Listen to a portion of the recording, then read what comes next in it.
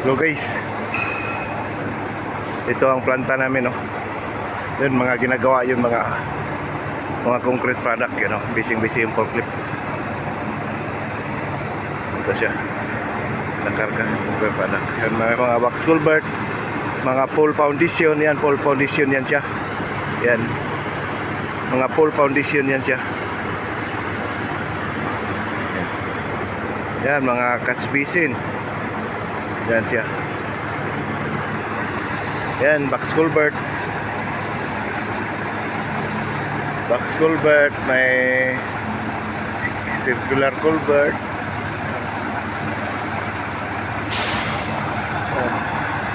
Mga manhole. Yan. Yan, karga natin ngayon guys. Kakarga tayo ng ano, manhole. Yan ang pakarga natin ngayon, no. Yan siya, malaki.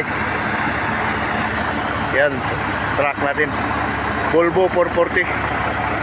Napaka-power rin guys. So maraming ginagawa dito. Box culvert, nagpipinising sila. Ibang klaseng box culvert to. Makapal, malaki.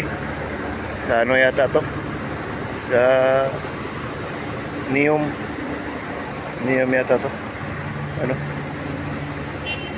ang laki ng box culvert, laki-laki. So, napakalaki ang ginagawa. Yan guys, oh, yung mga kids ng ano, cage ng bakal, yung mga culvert. Yan siya. Ito ang nasa ilalim. Double yan, oh. Double. Ano. Kaya napakatibay. Hindi basta-basta mabiyak. Ang dami.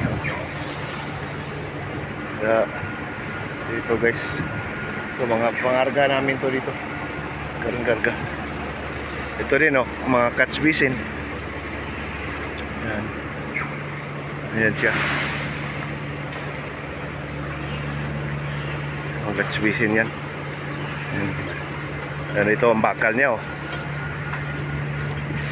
Nagawa, isa lang na to sa molde. May mga molde kasi ito siya.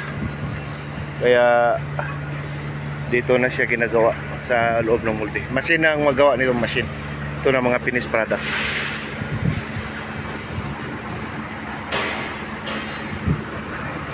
May mga number yan, oh. May mga code para malaman kung saan nilagay. Yan siya, catch basin. Ito yan. Ito, catch basin. Yan. Kasi iba-ibang klase. Ito, ano kasi ito dito, culvert na maliit. Yan. Yan, full foundation yan para sa kurente.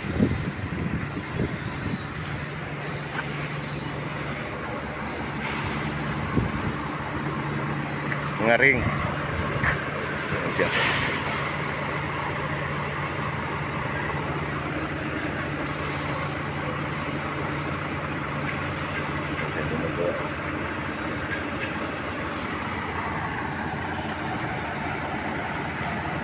Yan, truck natin guys. Magkarga yan dyan. Ngayon, napakabigat. Thank you guys for watching.